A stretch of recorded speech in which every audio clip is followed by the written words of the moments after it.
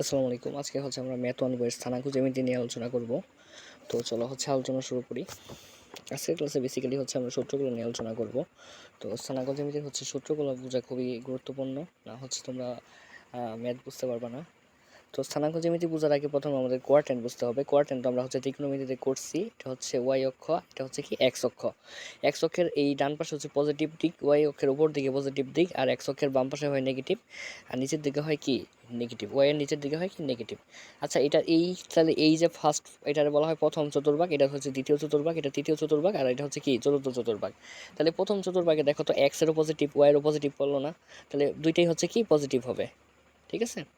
এটা কি পজিটিভ হবে আর কি, এখানে কলমের দাগ পড়া নাই, এটা পজিটিভ হবে আর কি। হ্যাঁ, এটাও কি হবে, পজিটিভ হবে, দুইটাই পজিটিভ হবে। আচ্ছা, আর ওয়াই অক্ষে দেখো তো, ওয়াই অক্ষে কি আমরা জানি কি প্রথম মানটা প্রথম যেটা এখানে যে প্রথম লেখা হয় এটা সবসময় এক্স এর মান লেখা হয়, আর দ্বিতীয়টা কি ওয়াই এর মান লেখা হয়। আচ্ছা, ওয়াই এই যে সেকেন্ড দ্বিতীয় চতুর্ভাগে দেখো তো কি এক্স নেগেটিভ না, এক্স নেগেটিভ আর ওয়াই কি পজিটিভ, তাহলে এটা কি হবে নেগেটিভ পজিটিভ। তৃতীয় চতুর্ভাগে দেখো তো এক্সও নেগেটিভ, ওয়াইও নেগেটিভ না, তাহলে তৃতীয় চতুর্ভাগে কী হবে, এক্সও নেগেটিভ, ওয়াইও কী হবে নেগেটিভ হবে। আর চতুর্থ চতুর্ভাগে কী হবে দেখো তো, এক্সের মানটা কী হবে পজিটিভ, যেহেতু ডান পাশে পড়ছে তাহলে এক্সের মান পজিটিভ, আর ওয়াইয়ের মান কি এটা নিচের দিকে পড়ছে না, তার মানে কি ওয়াইয়ের মান নেগেটিভ, ঠিক আছে। তাহলে এটা দুইটাই পজিটিভ, এটা প্রথমটা নেগেটিভ পরেরটা পজিটিভ, এটা দুইটাই নেগেটিভ, আর এটা এক্সের মান পজিটিভ আর ওয়াইয়ের মান কি নেগেটিভ। আচ্ছা, এক্সকে এখানে বুঝ হিসাবে ডাকা হবে আর ওয়াই কি কোটি হিসাবে ডাকা হবে, তার মানে এক্স স্থানাঙ্ক মানে আমরা কি বুঝবো, ভুজের মান, আর ওয়াই মানে কি কোটি বুঝবো, ঠিক আছে। এখন দেখি স্থানাঙ্ক জ্যামিতি আসল জিনিসটা কি। ধরো এখানে একটা বিন্দু আছে, হ্যাঁ, এখানে ও নামে একটা, মনে করো এখানে একটা বিন্দু আছে, ধরো পি নামে একটা বিন্দু আছে, এই বিন্দুটার নাম কি পি। এখন তোমার আমি এই বিন্দুটা খুঁজে বের করতে বললাম, খুঁজে বের করতে পারলাম, তাহলে তুমি কিভাবে এই জিনিসটা খুঁজে বের করতে পারবা। আমি যদি বলি এখানে পি বিন্দু আছে, তুমি কি খুঁজে বের করতে পারবা? তোমার যদি কোনো ক্লু না দিয়ে দিই পারবা না। আমি যদি বলি পি বিন্দুটা এক্স অক্ষের দিক থেকে 1 2 3 4, অর্থাৎ 4 একক দূরে আছে, এবং ওয়াই অক্ষ থেকে মানে মূলবিন্দু থেকে 1 2 3 4 5 5 একক দূরে আছে, তাহলে তুমি কি করবা, এই এক্স অক্ষ থেকে 4 একক যায় একটা রেখা আঁকবা, ওয়াই অক্ষ থেকে 5 একক গিয়ে এই দিক থেকে একটা রেখা আঁকবা, এই রেখাটা যেখানে মিলিত হয়েছে সেখানে তো বিন্দুটা আছে নাকি। তার মানে এই বিন্দুটা আমরা কিভাবে খুঁজে বের করতে পারি, যদি মূলবিন্দু থেকে এক্সের দিকে কতটুক গেছে এটা বলে দেই, এবং মূলবিন্দু থেকে ওয়াইয়ের দিকে কতটুক গেছে এটা বলে দেই, তাহলে তুমি কি করতে পারবে, বিন্দুটা খুঁজে বের করতে পারবা। তার মানে এই বিন্দুর খুঁজে বের করতে গেলে নিশ্চয়ই বিন্দুর দুইটা স্থানাঙ্ক লাগবে, ভুজের মান লাগবে এবং কোটির মান লাগবে, যেটা কি আমরা এক্স এবং ওয়াই দ্বারা প্রকাশ করি। প্রথমটা এক্স মানে ভুজ, আর দ্বিতীয়টা ওয়াই মানে কোটি। তার মানে আমি যদি ভুজ এবং কোটির মান তোমার বলে দিই, তাহলে তুমি ওই বিন্দু খুঁজে বের করতে পারবা। আচ্ছা দেখো তো, আরেকটা উপায় বিন্দু খুঁজে বের করা যাবে না। এই যে দেখো, মূলবিন্দু থেকে আমি তোমার বললাম এটা আর পরিমাণ দূরে আছে, মূলবিন্দু থেকে কি বললাম, এটা আর পরিমাণ দূরে আছে, তাহলে তুমি কি করতে পারবা না, মূলবিন্দু থেকে আর পরিমাণ দূরে যে খুঁজে বের করতে ফেলতে পারবা না। এখন কথা হইতেছে, আমি যদি তোমার শুধু এইটুক বলি এটা মূলবিন্দু থেকে আর পরিমাণ দূরে আছে, তাহলে তুমি এটা খুঁজে কিন্তু বের করতে পারবা না। ধরো তুমি মূলবিন্দু থেকে আর পরিমাণ এদিকে চলে গেলা, এই এই এতটুকুই গেলা, কিন্তু এদিকে গেলা বা এদিকে গেলা, তাহলে এদিকে গেলা, তখন কি বিন্দুটা খুঁজে পাবা, বিন্দুটা খুঁজে পাবা না, বিন্দুটা কি কেবল এই দিক দিয়ে গেলেই খুঁজে পাবা। তার মানে আরেকটা উপায় কি বিন্দু খুঁজে বের করার জন্য, সেটা কি তোমাকে এই আর এর মানের সাথে সাথে এই কোণটাও বলতে হবে, কি কোণটা, এই যে এক্স অক্ষের দিকে কত ডিগ্রি কোণ করে তুমি যাবা। তো আমি তোমাকে যদি বলি, মনে করো এই থিটার মান 45, আমি তোমাকে বললাম এক্স অক্ষ থেকে 45 ডিগ্রি কোণ করে তুমি আর পরিমাণ যাও, তাহলে বিন্দুটা খুঁজে পাবা। তাহলে কি খুঁজে পাবা না? তাই তো দেখা যাচ্ছে যে এক্স অক্ষ থেকে আর পরিমাণ গেলে, মূলবিন্দু থেকে আর পরিমাণ গেলে বিন্দুটা খুঁজে পাওয়া যাচ্ছে, এবং কোন দিকে, এই যে থিটা পরিমাণ কোণ যে আছে ওই দিকে যাইতে হবে, তাই না। তার মানে একটা বিন্দু আমরা আসলে কয়টা উপায় খুঁজে বের করতে পারলাম, একটু দেখো কত খেয়াল করে। দুইটা উপায় না, একটা যদি কি এক্স এবং ওয়াই এর মান দেওয়া থাকে, অর্থাৎ ভুজ কোটির মান দেওয়া থাকলে আমরা বিন্দুটা খুঁজে বের করতে পারবো। আরেকটা যে মূল বিন্দু থেকে এটা কতটুকু দূরে আছে, অর্থাৎ আর এর মানটা যদি দেওয়া থাকে এবং কোণের মান দেওয়া থাকে, তাহলে খুঁজে বের করতে পারবো। এই যে দুইটা যে জিনিস আছে, এই দুইটা জিনিসের স্থানাঙ্ক জ্যামিতিতে দুইটা নামে দেখা হয়। একটা হচ্ছে তোমার কার্টেসিয়ান স্থানাঙ্ক, আরেকটা কি পোলার স্থানাঙ্ক। কার্টেসিয়ান কোনটা, এই যে এক্স ওয়াই দিয়ে খুঁজে বের করার যে পদ্ধতি আছে সেটাকে কার্টেসিয়ান স্থানাঙ্ক বলে, আর এই যে আর এবং থিটা দিয়ে খুঁজে বের করার যে পদ্ধতি এটাকে বলা হয় পোলার স্থানাঙ্ক বলা হয়, ঠিক আছে। অর্থাৎ পোলারে সবসময় কি কোণ থাকবে, পোলারে কোণ আর এবং থিটা থাকবে, এটা পোলার, আর এবং থিটা দিয়ে যেটা সেটা পোলার স্থানাঙ্ক। আর এই যে এক্স ওয়াই দিয়ে খুঁজে বের করার যে পদ্ধতি সেটা কি কার্টেসিয়ান স্থানাঙ্ক। এখন এই পোলার স্থানাঙ্ক আর কার্টেসিয়ান স্থানাঙ্কের ভিতরে কিছু সম্পর্ক আছে, মানে পোলার থেকে চাইলেই কার্টেসিয়ান বা রেক্টেঙ্গুলার যাওয়া যায়, কার্টেসিয়ানের ইংলিশ নাম রেক্টেঙ্গুলার। হ্যাঁ, আবার রেক্টেঙ্গুলার থেকে চাইলে কি পোলার আসা যায়। এখন কিভাবে আসা যায় দেখো, এখানে আমরা যদি এটা এভাবে একটু কাইটা নিয়ে আসি, একটা ত্রিভুজ, সমকোণী ত্রিভুজ পাইতেছি না, এটা সমকোণী ত্রিভুজ পাইতেছি না, এবং সমকোণী ত্রিভুজের কোন টুক কি দেখো তো, এইখান থেকে আমরা কি জিরো থেকে এদিকে গেছি, এটা কোন পর্যন্ত গেছি দেখো তো, এই যে এক্স, মানে এক্স পরিমাণ গেছি, তাহলে জিরো থেকে আমরা কি এক্স, এটুকের মান, ভূমির মান কত এক্স। আচ্ছা, এইখান থেকে এটুক যদি ওয়াই হয়, সিমিলার, এটা আর এটা সেম জিনিস না, এইটা আর এটা সেম জিনিস না, তাহলে এটুকু ওয়াই হলে কি হবে, এটা ওয়াই হবে, তাহলে এই ত্রিভুজের এই যে লম্ব আছে সেটা কি ওয়াই পরিমাণ হবে, আর অতিভুজটা তো আরই, ঠিক না, আর কোনটা হচ্ছে কি থিটা। তাহলে এই যে ত্রিভুজটা আছে এটার কাইটা কি করলাম আমরা একটু নিচের দিকে নিয়ে আসলাম, মনে করো কাইটা কি করলাম, এখানে একটা ত্রিভুজ নিয়ে এসে বললাম, তাহলে এটা একটা সমকোণী ত্রিভুজ, যেটার ভূমি হচ্ছে কত এক্স, লম্ব হচ্ছে ওয়াই, আর অতিভুজ হচ্ছে কত আর, তাই না, আর কোণ হচ্ছে কি থিটা। আচ্ছা, আমরা সাইন থিটা সমান সমান কি জানি বলতো, সাইন থিটা সমান সমান জানি না, লম্ব ওয়াই অতিভুজ জানি না, তাহলে লম্ব ওয়াই অতিভুজ হচ্ছে আর, যদি আর গুণন করে দিই তাহলে ওয়াই সমান সমান আমরা কি পেলাম, আর কস থিটা পাইলাম, ঠিক আছে, আর কস থিটা পাইলাম। আবার সেম আমরা কস থিটা সমান সমান কি জানি, ভূমি বাই অতিভুজ জানি না, তাহলে ভূমি কত এক্স আর অতিভুজ কত আর গুণন করে দিলে এক সমান সমান আমরা কি পেলাম, আর কস থিটা পাই গেলাম না। তাহলে দেখো ওয়াই সমান সমান কি হবে, আর সাইন থিটা, আর এক সমান সমান কি হবে, আর কস থিটা। অর্থাৎ তুমি যদি আর এর মান জানো, থিটার মান জানো, তার মানে কি ওয়াইতে চলে যেতে পারবা, ঠিক আছে। আর আর এর মান যদি জানো, কসের থিটার মান যদি জানো, তার মানে কি এক্সে চলে যেতে পারবা। তার মানে দেখো তো, তুমি চাইলে কি পোলার থেকে রেক্টেঙ্গুলার চলে যেতে পারতেছো না, এই যে পোলার থেকে কার্টেসিয়ানের এক্সে চলে যেতে পারলা, আবার পোলার থেকে হচ্ছে কি ওয়াই চলে যেতে পারলা। এই যে আর আর থিটা এটা কোথায় থাকে, এটা তো পোলার স্থানাঙ্কেই থাকে নাকি। আবার সেমভাবে হচ্ছে তোমার এই রেক্টেঙ্গুলার থেকেও পোলারে যাওয়া যায়, কীভাবে দেখো, এই আরটা এখানে কি অতিভুজ, নিশ্চয়ই আরটা হচ্ছে কি অতিভুজ, তাহলে আরটা যদি অতিভুজ হয়, তাহলে অতিভুজ সমান সমান কি লম্ব স্কোয়ার প্লাস ভূমি স্কোয়ার, তার মানে কি root over x square plus Y square, ঠিক আছে। এখানে এক্স ওয়াই কিসের মান ছিল, এক্স ওয়াই কি কার্টেসিয়ান বা হচ্ছে পোলারের মান ছিল না, সরি কার্টেসিয়ান বা হচ্ছে কি রেক্টেঙ্গুলারের মান ছিল না, আর আরটা কি পোলার, তার মানে কি রেক্টেঙ্গুলার থেকে পোলারে তুমি যেতে পারবা। আবার সেমভাবে তো আমরা যদি থিটার মানটা বের করতে চাই, থিটার মানটা বের করতে গেলে দেখো তো কী করতে হবে। আচ্ছা, ট্যান থিটা সমান সমান আমরা কি জানি, ভূমি বাই অতিভুজ জানি না, সরি লম্ব বাই ভূমি জানি না, ট্যান থিটা সমান সমান, দেখেন লম্ব কত ওয়াই, ভূমি কত এক্স, আমার দরকার কি শুধু থিটা, তাহলে ট্যানটা এবার শেষে কী হয়ে যাবে, ট্যান ইনভার্স হয়ে যাবে, তাহলে থিটা সমান সমান রইল কি tan inverse Y by X, ঠিক আছে। এখন এখান থেকে তোমার কি করতে হবে, এই চারটা জিনিস কি, এই চারটা সূত্র হিসাবে কাজে লাগাতে হবে। হ্যাঁ, ওয়াই সমান সমান আমরা পেলাম কি আর সাইন থিটা, এক্স সমান সমান কি পেলাম আর কস থিটা, আর সমান সমান কি root over x square y square, আর থিটা সমান সমান ট্যান ইনভার্স ওয়াই। তো তোমার যদি এই চিত্রটুকু মাথায় থাকে, এই জিনিসটুকু যদি মাথায় থাকে, তাহলে সূত্রগুলো আর মুখস্থ করতে হয় না, হ্যাঁ, তাহলে মাথা থেকে বের করে নিয়ে আসা যায়। তো চলো হচ্ছে আমরা নেক্সট সূত্রগুলো দেখি, আর কি কি সূত্র কাজে লাগবে। আচ্ছা, তোমাকে এখন দুই বিন্দুর মধ্যবর্তী দূরত্ব বের করতে বলবে। দুইটা বিন্দু কি আমরা ধরলাম, এ একটা বিন্দু, বি একটা বিন্দু, এই বিন্দুর স্থানাঙ্কের নাম ধরলাম আমরা এক্স ওয়ান, ঠিক আছে। এই বিন্দুর স্থানাঙ্করে ধরলাম হইতেছে এক্স ওয়ান আর ওয়াই ওয়ান, আর বি বিন্দুর স্থানাঙ্করে ধরলাম হইতেছে কত এক্স টু ওয়াই টু। এখন দুই বিন্দুর মধ্যবর্তী দূরত্ব সূত্র হচ্ছে এ বির, যদি আমরা বের করতে চাই, এ বির সূত্রটা হচ্ছে এরকম,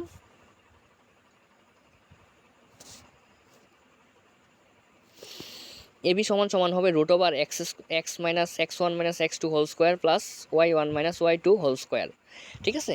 এই যে প্রথম বিন্দুর যে এক্স ওয়ান স্থানাঙ্ক আছে, একটা স্থানাঙ্ক থাকবে, এক্স একটা স্থানাঙ্ক থাকবে, দ্বিতীয় বিন্দুর এক্স একটা স্থানাঙ্ক থাকবে, এই দুইটার হচ্ছে x minus y whole square, আর প্লাস হবে কি এই যে y one minus Y two whole square হবে, ঠিক আছে।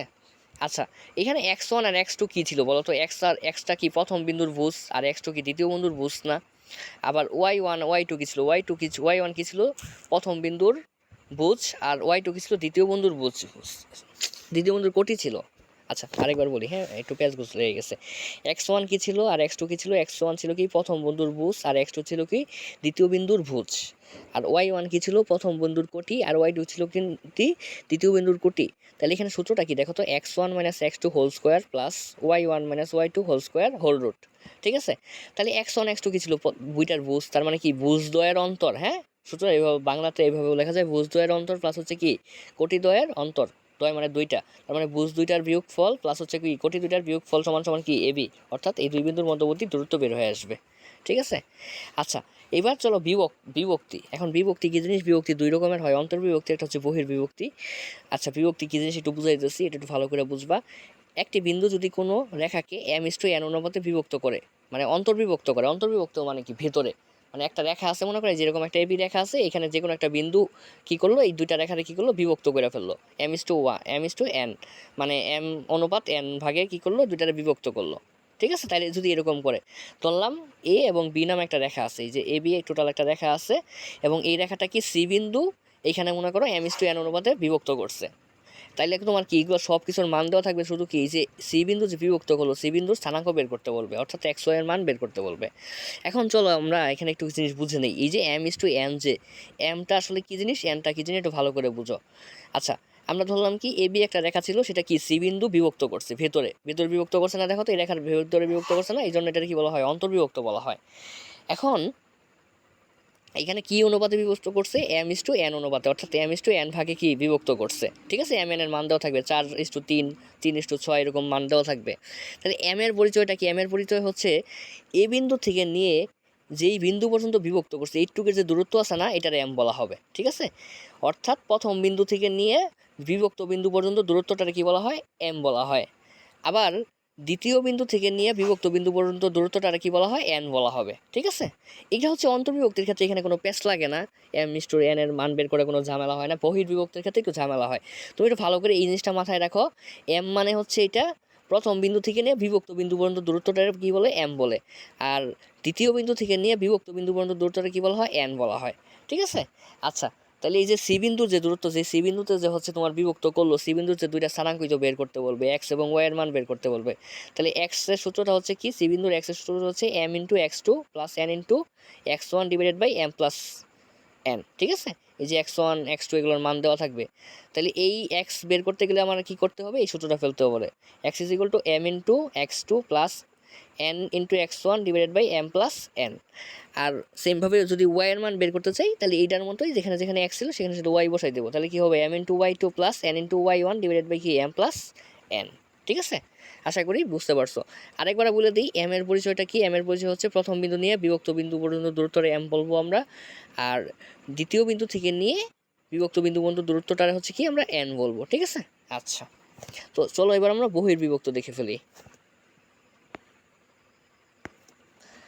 আচ্ছা, এবার মনে করো একটা বিন্দু আছে, একটা রেখা আছে, এ থেকে বি একটা রেখা আছে। বহির্বিভক্ত মানে কি, বাহিরে কোথাও বিভক্ত করবে, তার মানে এই দুইটা রেখার ভেতরে কোথাও বিভক্ত করে না। এবার সি বিন্দুটা কি বাহিরে আছে, বাহিরে কি করলো, এটা বিভক্ত করলো। আসলে বাস্তবে এরকম কোনো কিছু জিনিস পাওয়া সম্ভব না, কিন্তু স্থানাঙ্ক জ্যামিতিতে এরকম জিনিস হয়। আচ্ছা, বাহিরে যদি একটা বিন্দু থাকে, ওটা কি বিভক্ত করতে পারলো, করতে তো পারলো না, কিন্তু তারপর ওটার নাম দিয়েছে বহির্বিভক্ত, ঠিক আছে। আচ্ছা, এ আর বি দুইটা বিন্দু আছে, এই বিন্দুর স্থানাঙ্ক হচ্ছে x one y one, B বিন্দুর স্থানাঙ্ক ধরলাম আমরা এক্স টু ওয়াই টু। আর সি কি একটা বাইরে, এ বির বাইরে একটা বিন্দু আছে, এটা হচ্ছে কি বাহিরে বিভক্ত করছে। এখন আমার কি বলবে, এই যে সি বিন্দুর যে স্থানাঙ্ক আছে এক্স এবং ওয়াই, এই দুটার মান বের করতে বলবে। আচ্ছা, এটা কি ইস টু কি অনুপাতে বিভক্ত করছে, এম ইস টু এন অনুপাতে বিভক্ত করছে। আচ্ছা, এম এর পরিচয়টা যেন কি ছিল, এম এর পরিচয় ছিল কি, যে প্রথম বিন্দু থেকে নিয়ে বিভক্ত বিন্দু পর্যন্ত দূরত্বটারে এম বলতাম আমরা। তার মানে দেখো তো এখানে প্রথম বিন্দু কোনটা, এ, এবং বিভক্ত বিন্দু কোনটা, সি। তার মানে এম এর দূরত্ব কোনটুক হবে, এই যে টোটাল টুক না, এই যে টোটাল টুক এম হবে না, তার মানে কি এই এ থেকে নিয়ে সি পর্যন্ত যে দূরত্ব, এটারে কি বলবো আমরা, এম বলবো। আর এন কোনটুক হয়, এন হইতেছে দ্বিতীয় বিন্দু থেকে নিয়ে বিভক্ত বিন্দু পর্যন্ত দূরত্বটারে আমরা কি বলছিলাম, এন বলছিলাম। তাহলে এখানে দ্বিতীয় বিন্দু কোনটা, বি, তাহলে বিভক্ত বিন্দু কোনটা, সি। তাহলে এন কোনটুক হবে, শুধু এই যে এটুক হবে না এন, তাহলে এটুক হবে এন। আর এম কোনটুক হবে, এই যে এর থেকে নিয়ে একদম বিভক্ত বিন্দু পর্যন্ত অর্থাৎ সি পর্যন্ত যে দূরত্ব আছে, এটা হবে কি এম। আর এখান থেকে নিয়ে এখান পর্যন্ত হবে কি এন, ঠিক আছে। এখানে সূত্রগুলো সেম, আগের সূত্রতে যেখানে যেখানে প্লাস ছিল এখানে শুধু মাইনাস বসাই দিলেই সূত্র মিলে যায় বহির্বিভক্তির ক্ষেত্রে। তাহলে বহির্বিভক্তি করলে তো যদি তোমার এই দুইটার মান বের করতে বলো, তাহলে এক সমান সমান কি হবে, এম ইন্টু এক্স টু, আগে ছিল কি প্লাস, এখন হবে কি minus n into x one divided by কি এম মাইনাস এন। আগে এখানে কি ছিল, প্লাস ছিল। ওয়াইও সেম কাহিনী, যেখানে যেখানে এক্স আছে সেখানে ওয়াই বসে দিলেই হবে। তাহলে ওয়াই সমান সমান কি হবে, m into y two minus n into y one divided by m minus n, ঠিক আছে। এই বহির্বিভক্তি অন্তর্বিভক্তির ম্যাথগুলো একটু প্যাচ গোছ লাগে, সূত্রটা ভালো করে বুঝে নিও।